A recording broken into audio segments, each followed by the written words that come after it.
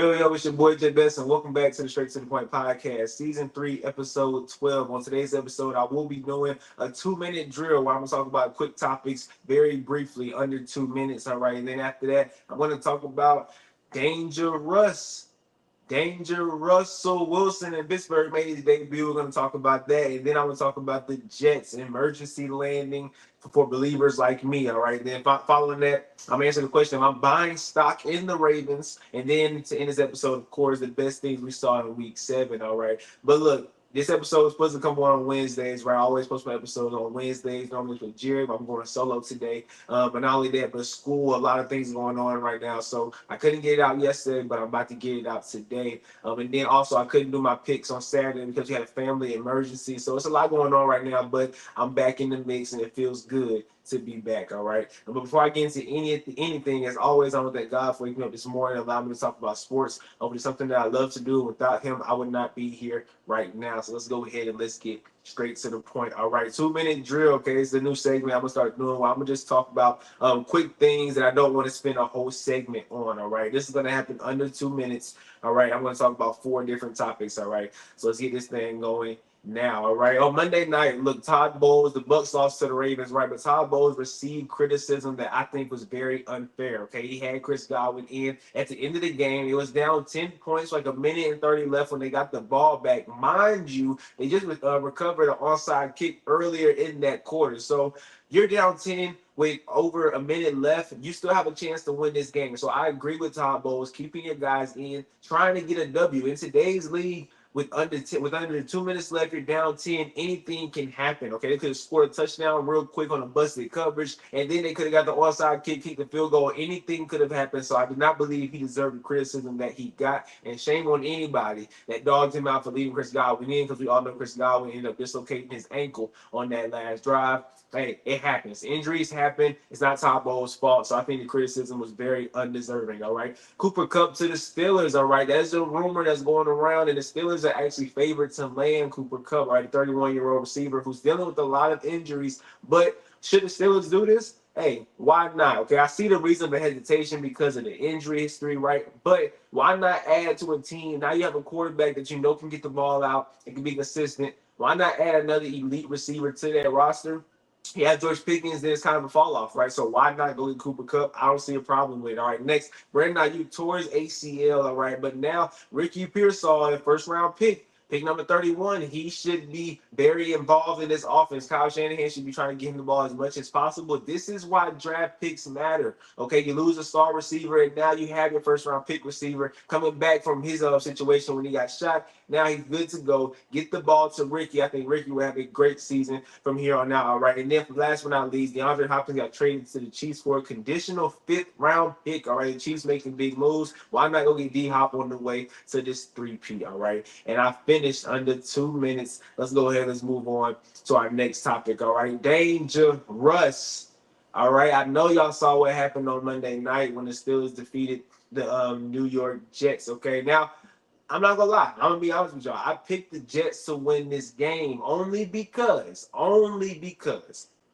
as a supporter and an advocate for the New York Jets, I could not pick them to lose a game that would then make them 2-5. Like, it just doesn't make sense, right? A lot of my picks goes with this podcast. The way I feel about teams, I'm going to pick against them or I'm going to pick them, all right? So in this situation, I could not pick the Jets to lose, and then they end up being 2-5. And I still have confidence that they're going to make a run like I thought they would in the beginning of the year. So for me, it just didn't make sense. Like I said, I root for the Steelers, of course, but for my picks, I did pick the Jets. I mean, I'm getting that one wrong. So just wanted to be very, very clear on that. I want to be very transparent that I did pick the Jets to beat the Steelers, but we all know what happened. The Steelers beat the crap out of the Jets. All right, so let's talk about Russell Wilson's debut. Okay, Russell Wilson came out his very first game out of the Pittsburgh Steelers. Remember, there was criticism of Mike Tomlin for putting Russ in, keep Justin Fields in, ride the hot hand. This is what I meant on the very last episode me and Jerry did, where Mike Tomlin wants to know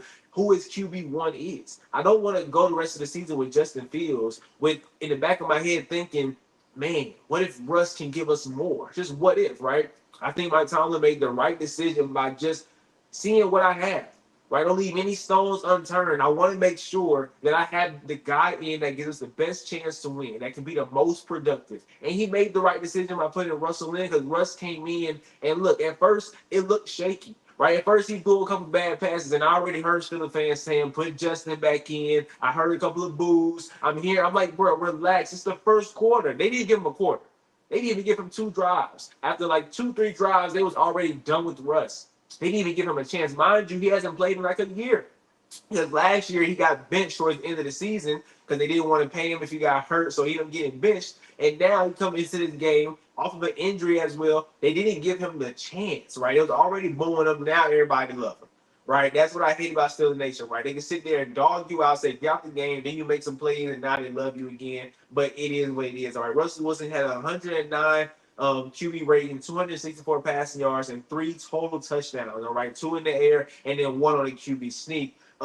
His debut. Now let's just put this into perspective for Steelers fans, not only Steelers fans but for the NFL. This is what I mean by we have not had good QB play in a minute. Okay, but just to let y'all know, 264 passing yards. That was the most in the Steelers debut ever.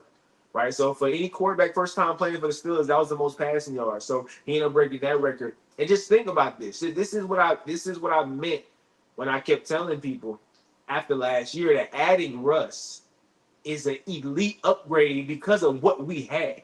Okay, Steelers 30-point plus games by starting QB since 2021. Okay, since 2021, these are the 30-point games that we've had, 30-plus point games that we've had. Okay, Mason Rudolph started in 4 games. He had 2 30-plus point games. All right, Justin Fields in 6 starts had 1 30-plus point game. Ben Roethlisberger in 16 starts had 1 30-plus game. All right, Kenny Pickett in 24 starts had 1 30-plus game. All right, and then Mr. Trubisky in 7 starts had 0 30-point plus games. Russ already has 1. In his first start, he helped us put up 30. All right, this is something that Steelers fans are not used to seeing, especially me. I'm not used to seeing us put points on the board. I'm used to seeing us win these ugly games where we kick a field goal at the end or where we get a turnover at the end to finish it. That's what I'm used to. And that's kind of what we saw throughout the first couple of weeks. Of course, like I said, Justin Fields is still growing. So I wasn't expecting Justin to come in there and just light the league on fire. I was not expecting that. This is why I wanted him to sit behind Russ this year because he still got some growing to do. He still got some maturing to do. All right, but Russ came in and just took over. And this was a game where he was off. Right? There was a lot of off-target throws. There was a lot of underthrown passes. There was a lot of it wasn't a clean game from Russ. And he still managed to help us get 30 points or 30 plus points. Right? This is what I mean by Russ was that elite upgrade. Because last year he was putting up points in Denver. Everybody wants to forget about last year. All people remember is the first year that Russ went to Denver. That very bad year. The year when Nathaniel Hackett was the head coach. The year where they could not score to save their lives. They didn't want to forget last year when he had 26 touchdowns and 8 interceptions. That's a humongous upgrade from what the Steelers were working with last year. And in his first game as a Steeler, he showed y'all the potential that his offense has with Russ as the quarterback. We can put up 30 points. Right? And as I said in the 2-minute drill, there's a rumor or there's a chance that we could get Cooper Kupp. So imagine adding Cooper Kupp to an offense where we put up 30 with just George Pickens, Pat Freiermuth, and a bunch of other average receivers that Russ had to deal with in Denver. Mind you, Russ's best receiver was Courtland Sutton. Courtland Sutton, to me, is not a number 1 receiver in this league. No hate, no disrespect, but he does not have a number 1 receiver type talent. Okay, but he had Jerry Jeudy. Right, he had a bunch of other average receivers behind an average number 1 receiver, and he made things work. So he can do that with George Pickens. You saw George Pickens' very first game with Russell Wilson had over 100 yards. All right, and he scored his first touchdown of the year with Russell Wilson. Okay, we saw Pat Freiermuth come to life. We see Calvin Austin getting involved. We saw Van Jefferson get involved. Right, if you add Cooper Kupp to this offense, it's going to be a problem. And another thing that I have to allude to is the run game. The Steelers' run game come and go as always, but the past 2 weeks, Najee has been a 100-yard plus rusher. Okay, so with Russ under center, with the 100-yard rusher in the backfield, with George Pickens on the outside, with Pat Fryermuth at tight end, with potentially, hopefully, prayerfully, Cooper Kupp at slot or even at the other outside receiver position, this team is dangerous. And this team was dangerous coming into the season because I knew that Russ still had something left in the tank. We have to realize the chip on Russell Wilson's shoulder.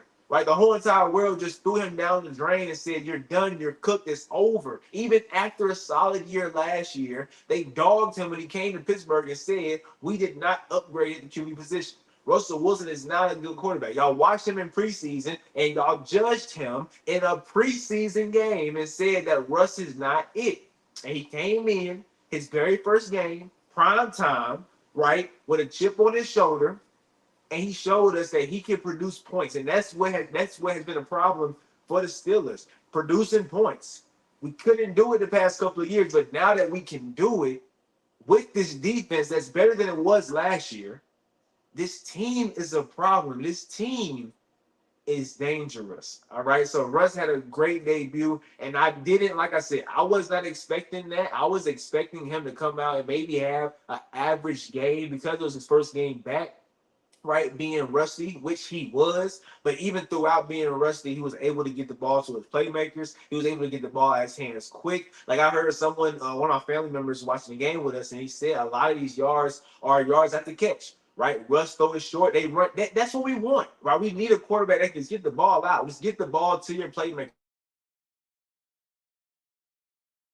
Bombs or 40-yard bombs or 30-yard bombs, which we saw Russ do occasionally, right? But at the end of the day, if I can get the ball to Calvin Austin and he can run 50 yards, if I can get the ball to Jalen Warren, he can run 30 yards. If I can get the ball to Pat Fryermuth, he can run 20 yards. That's what we want. That's what we need. Somebody to get the ball out of their hands, get the ball to our playmakers, and let them get yards. So all the yards at the catch, I don't mind it at all. I actually like it, okay, because that's basically him throwing it down the field, except they're catching it short and running the amount of yards. So, look, Russell Wilson had a great debut.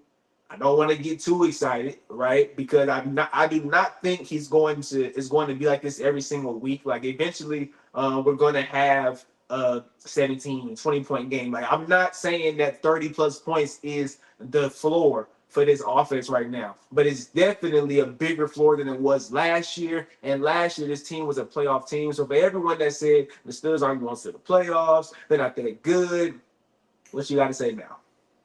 Can't say nothing. All right. There's finally a quarterback in Pittsburgh. Justin Fields, thank you for the first 6 weeks. You played good, and you're the future. Nobody's saying that. But Russ came in and showed us that he is now. Okay, and we need to keep him in, and he's going to continue to get better because that was his first game. So imagine how it's going to look as he continues to knock the rust off, as he continues to get better. Pittsburgh, you finally have a quarterback that we can be confident in. All right, so in Russ, I trust because he's dangerous. All right, so let's go ahead and let's move on to my next topic. All right, we're going to talk about the Jets because on the other end, right, on one end, I'm happy. On one end, I'm cheering, waving my towel. I'm excited. But on the other end, I'm miserable because this is a team that I said was going to the Super Bowl. I said it with all my might, with all my pride. I came on the show, I banged on this table, and I said the Jets are going to the Super Bowl. The Jets are going to be the team that can knock off Patrick Mahomes, and it has gone in the opposite direction of where I thought it was going. Right now, the Jets are 2-5, so it is time for an emergency landing. Okay, to look in the mirror and get it together. Because do I believe the season is over? No, I still don't think it's over. Mind you, that game was Devontae Adams' first game back, and he wasn't even there a full week for practice. So I do believe that it is going to get better, right? And what better way to start off your bounce back than against the Patriots? Now I get it. They beat the Patriots, right? And I came on this show and I said they're getting it together, they're getting it, they're coming along, and then they lost 3 straight. I believe to the Broncos, to the Vikings, and then to Pittsburgh. So this win, when they do beat the Patriots, is not going to be everything's good now, but do it again and again and again. This team season is not over. That's one thing that I want to make sure that I stress before I talk about why they're looking so bad, because I still have faith in them. And one thing that I don't think there's enough of in 2024 is loyalty. That's one thing that I don't believe is common. Loyalty is not common anymore. Okay, there's a lot of people that come on TV and talk about sports and they say a team is going to be trash this year. Then a couple weeks into the season, they look good and they're like, oh no, I'm on this train now. Now this team looks good. Like, I don't do that. I'm sticking with my guns. I said this team will be a Super Bowl team and I'm sticking to it. I'm not finna sit here and bail or nothing like that. That's not what I do. I'd rather be wrong than team hop. I don't do that. I don't team hop. I don't be on the team. They look good, then they look bad, then I hop off. I don't do that. Okay, I'm sticking with my team, and I'll go down with the ship if I have to. Because first of all, Aaron Rodgers is my guy. For those of y'all that don't know, he's my guy. He's my favorite. Actually, my favorite quarterback of all time is Cam Newton. Right, but I believe the best quarterback I've ever seen is Aaron freaking Rodgers. All right, so I'm gonna ride with him till the wheels fall off. Right, so my loyalty is there, and I'm gonna stick with his team. Look, let's look at the schedule for a second. All right. They play the Patriots, right? Then the Texans. That's not an impossible game to win. Let's just be real. Like, the Texans are good, but they're not a team that I would just say, oh, they're definitely beating the Jets. I'm just not going to say that. Okay. Then they play the Cardinals. Then the Colts. Then the Seahawks, who I said was pretenders in the beginning of the season. Now they done lost, what, 3 straight games? Well, they won last week against Atlanta. All right, but they lost 3 straight games that they came out 3-0. And then you have the Dolphins, and then the Jaguars, then the Rams, who can they be fully healthy by then? Then the Bills and the Dolphins. What I'm saying is these games are winnable. There's not one game on this schedule, remaining schedule, that I'm thinking, okay, they're not winning. Right? And it goes back to say that I think this is a good football team. I just do. And I think right now they're in the biggest funk of all time. Like, we're watching Garrett Wilson drop passes that leads to interceptions. Like, things are happening that's not common, right? And to me, Aaron Rodgers, yes, he's lost a step, but I do not believe that he lost a step to the point where he's washed. Like, I'm hearing that a lot. Aaron Rodgers is washed. He's washed. He's washed. I wouldn't say he's washed. Yes, he's taking a step back. This is not MVP Aaron Rodgers, nowhere near MVP Aaron Rodgers, but I do believe that he's still good enough to put up the numbers that are necessary to get W's for this Jets team. This Jets defense hasn't looked as good as I wanted it to look this year. So if I'm concerned with any side of the ball, I think I'm more concerned with the defense because of the expectations that I had for this defense. Like, like I said, in one ear, I'm saying, in one breath, I'm saying that Russ came out and looked great. But in the other breath, Jets defense, what happened? Right?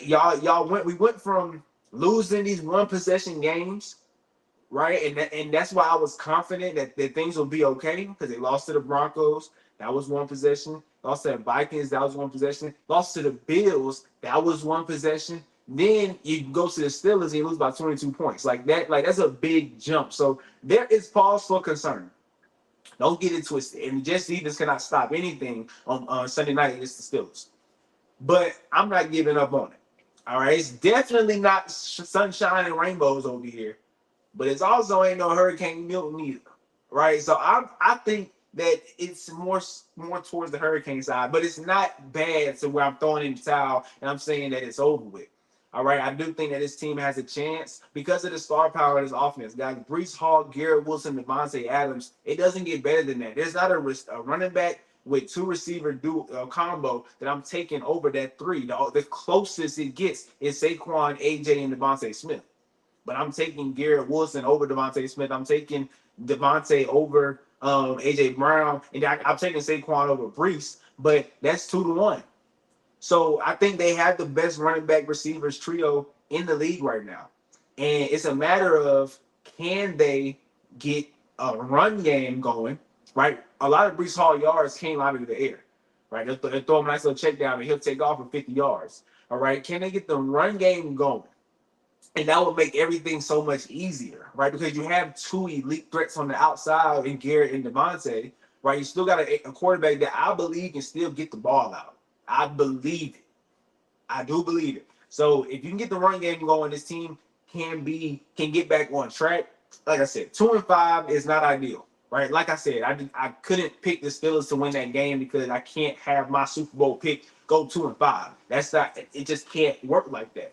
So 2-5 is a hole, but I believe they can dig themselves out of this hole. I am a firm believer that the season is not over.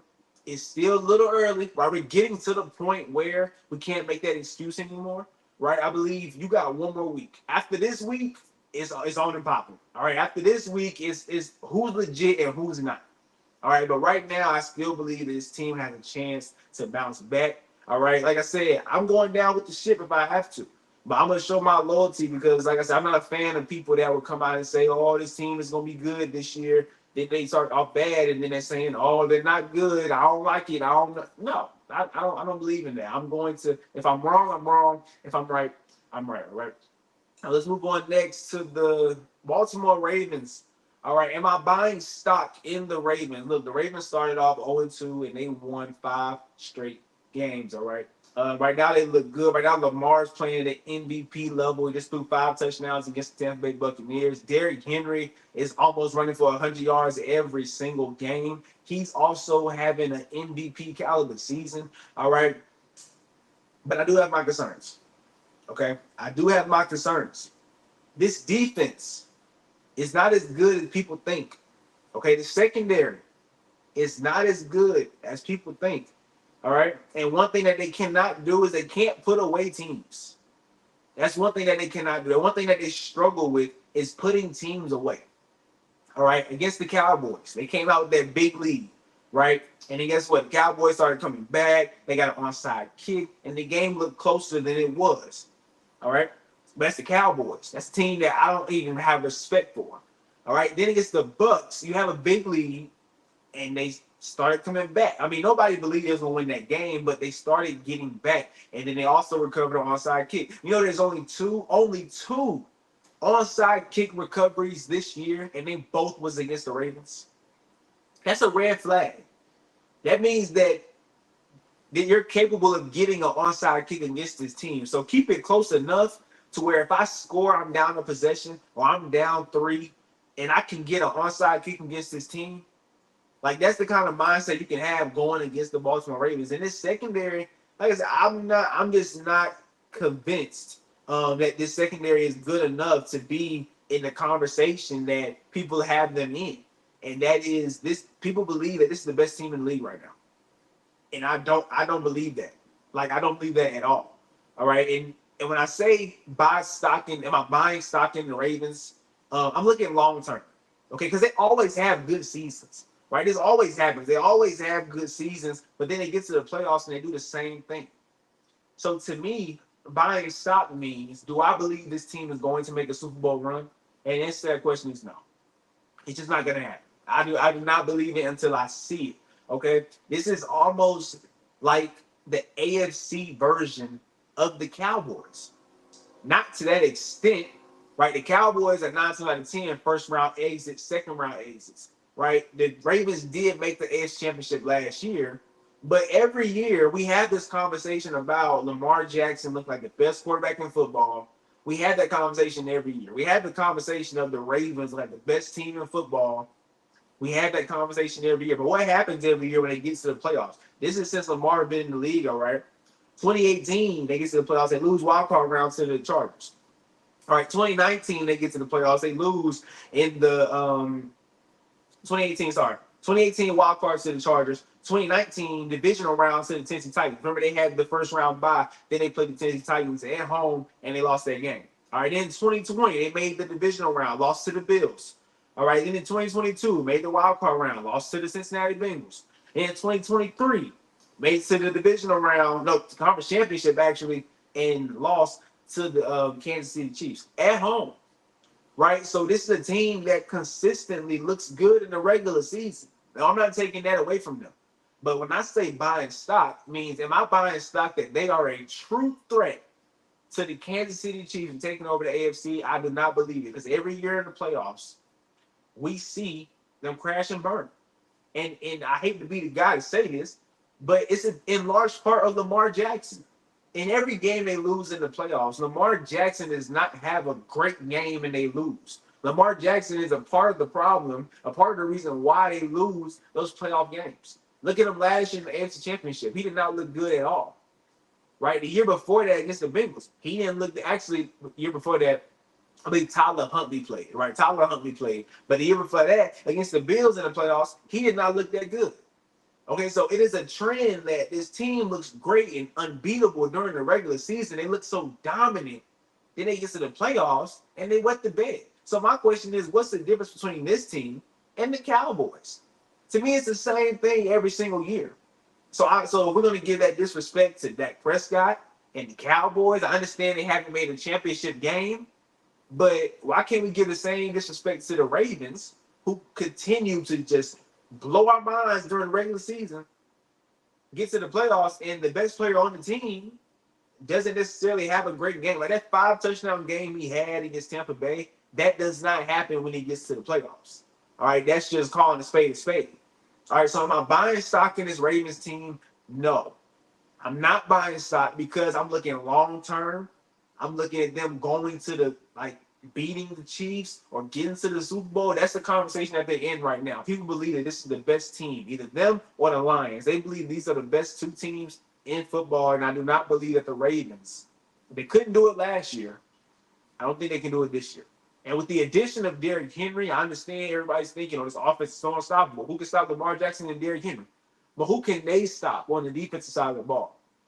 Baker Mayfield on Monday, they went up 10-0 really quick, right? They had a touchdown, could have went up 14-0, but it was a holding, right? And then Mike Evans also dropped the touchdown when he got hurt. So it ended up being 10-0. And Baker threw 2 interceptions. I'm talking 2, straight to the Ravens, 2 bad passes, threw 2 interceptions, and got them right back into that game. And the momentum just took off, and the Ravens cannot be stopped after that. So I believe that game was given in the beginning. Yes, the Ravens put on a dominant performance moving forward, but Baker Mayfield, them 2 interceptions was just god awful.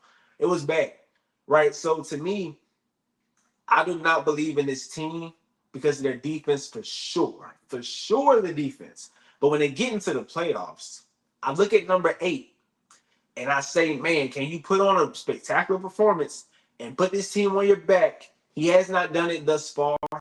So what makes me think that he's going to do it in the playoffs this year? So the answer is no. I'm not buying stock in the Ravens this year, all right? Let's go ahead and let's get to the end of this episode, all right? I'm going to go ahead and end this off with the best thing that I saw in week 7. All right, so the best thing that I saw in week 7, all right? I got to give it to Mike Tomlin. Okay, Mike Tomlin, look, he gets criticized so much. And as a Steelers fan, it makes me sick to my stomach. But it comes from our own people, right? It's still a nation that disrespects Mike Tomlin on a day-to-day basis. Anytime a team comes out flat or we start out slow, it's Mike Tomlin's fault. It's Mike Tomlin's fault. He can't get a team ready to play. He never gets his team ready to play. People say that all the time. And it really gets on my nerves because at the end of the day, these are professional football players who get paid millions of dollars to go out there and play a sport, a game. We cannot continue to just blame coaches when teams come out flat. I understand the coach's job is to get his team ready to play. But I'm a coach. I coach during the summer. I coach basketball during the summer, right? Me and my dad, we coach for my AAU team. I promise you, we are not the reason why they come out flat every game. That is just not true. It's not. So from a culture perspective, I understand that the players got to, it's a 50-50 thing, right? It's a 2-way road. We got to get y'all ready to play, but y'all got to go out there and play. So Mike Tomlin gets criticized anytime the Steelers come out flat, which I don't get it. At this point, it's just pure hate. Anything they can find wrong with the team, they blame it on Mike Tomlin. All right, anytime we lose, when we lost to the Colts, the team, the comments that I saw was the season is over. We're not good. It's done. It's too good to be true. Mind you, we were 3-1 at that point. 3-1 at that point. And they just, throughout all hope, said this team is not good no more. They had disrespect for the Mike Tomlin. All right, so Mike Tomlin does not get credit on a day-to-day basis that I believe that he deserves. All right, and then idiots on TV will say that Mike Tomlin, all he is living off of is that one Super Bowl that wasn't even his team, and he consistently goes to the playoffs and gets beat. Who did I just talk about going to the playoffs consistently and getting beat? The Ravens. Do I ever hear John Harbaugh getting dogged for not having playoff success? Nope. I don't. at all. And 9 times out of 10, his team is better than the Steelers over the past couple of years. They have a better roster. They have a better team than Pittsburgh. But John Harbaugh never gets criticized for losing in the first round or always losing in the second round. He doesn't. He made the AFC Championship once with Lamar Jackson and lost. But nobody, like I said, nobody criticized him for his losses in the playoffs. But they love criticizing Mike Tomlin for his losses in the playoffs. Right? Don't make sense to me. But in week 7, Mike Tomlin rolled the dice and said, I'm going with Russell Wilson. Okay, and going into this year, mind you, Mike Tomlin said he's our QB1. All right, he gets hurt, Justin Fields comes in. All right, but when Russ gets back, Mike Tomlin wants to see, hey, are you really the QB1? Right? I said you're the QB1 going into the season for a reason. So go out there and show everybody why I put you as QB1 going into this season. And Russell Wilson did. All right, and Mike Tomlin said, that's why I'm well compensated to make decisions like that. So this should put so much trust into Steeler Nation for Mike Tomlin. He know what he's doing. Okay, he would have probably, if he would have went with y'all idiots and said keep Justin Fields in, don't worry about Russell Wilson, we never would have seen that the offense can look the way it looked on Sunday night. We never would have seen it. We might have seen it down the road. Like I said, Justin Fields is getting better every single week. But Russ is a seasoned vet who's been here before, who was out there on the line of scrimmage, making calls, right, changing plays that Justin Fields wasn't doing. This is why I said a couple weeks ago, the veteran intangibles. Russell gonna see things that Justin Fields can't see. And Chris Collinsworth, my favorite analyst, my favorite broadcaster on Sunday Night Football, said Russell Wilson is in complete control of this offense right now because he's making calls, he's changing plays, he's changing blocking assignments. This is what he brings to the table that Justin Fields doesn't have yet.